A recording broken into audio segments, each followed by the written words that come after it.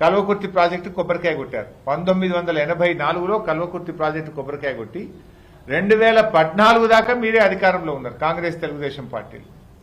30 ఏళ్లలో కల్వకుర్తి ప్రాజెక్టుకు మీరు అందించిన నీళ్లు ఎంత అంటే 13,000 ఎకరాలకు నీళ్లు ఇచ్చారు.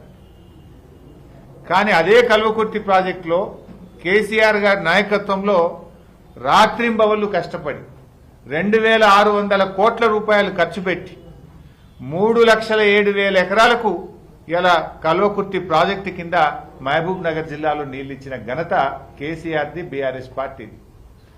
30 ఏళ్లలో మీరు 13,000 ఎకరాలకు నీళ్లు ఇస్తే మా హయాంలో 3,07,000 ఎకరాలకు కల్వకుర్తి ప్రాజెక్టు కింద నీళ్లు అందించాం. మేము పోయి రాత్రింబవళ్లు పనిచేయించాం, ప్రాజెక్టుల దగ్గరనే నిద్రపోయినాం, ప్రాజెక్టుల వెంటబడి అధికారుల వెంటబడి పనులు చేయించి ఇలా 3,07,000 ఎకరాలకు కల్వకుర్తి కింద నీళ్లు అందించింది బీఆర్ఎస్ పార్టీ కాదా అని నేను అడుగుతా ఉన్నా. నెట్టంపాడు ప్రాజెక్టులో కాంగ్రెస్ హయాంలో మీరు 10 ఏళ్ల అధికారంలో ఉండి 2,300 ఎకరాలకు నీళ్లు ఇస్తే బీఆర్ఎస్ పార్టీ కేసీఆర్ గారి నాయకత్వంలో 540 కోట్లు ఖర్చు పెట్టి 1,40,000 ఎకరాలకు మేము నీళ్లు అందించాం.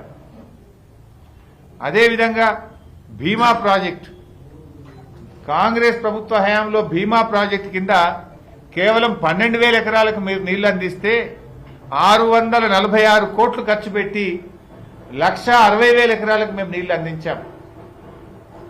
కోయిల్ సాగర్ ప్రాజెక్టు కింద లిఫ్ట్ పనులు మీరు పెండింగ్ లో పెట్టి పూర్తి చేయకపోతే బీఆర్ఎస్ పార్టీ అధికారంలోకి వచ్చిన తర్వాత 157 కోట్లు ఖర్చు పెట్టి కోయిల్ సాగర్ కింద 32,000 ఎకరాలకు సాగునీరు అందించాం.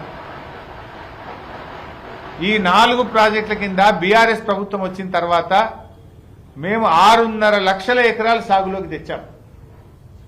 ఈ 4 ప్రాజెక్టులు మీరు పెండింగ్ లో పెట్టి ప్రాజెక్టుల పేరే పెండింగ్ ప్రాజెక్టులుగా మారిపోయి ప్రజలను నిరాశ నిస్పృహలకు లోన్ చేసి వలసలకు కారణమయ్యి రైతు ఆత్మహత్యలకు కారణమైంది కాంగ్రెస్ పార్టీ.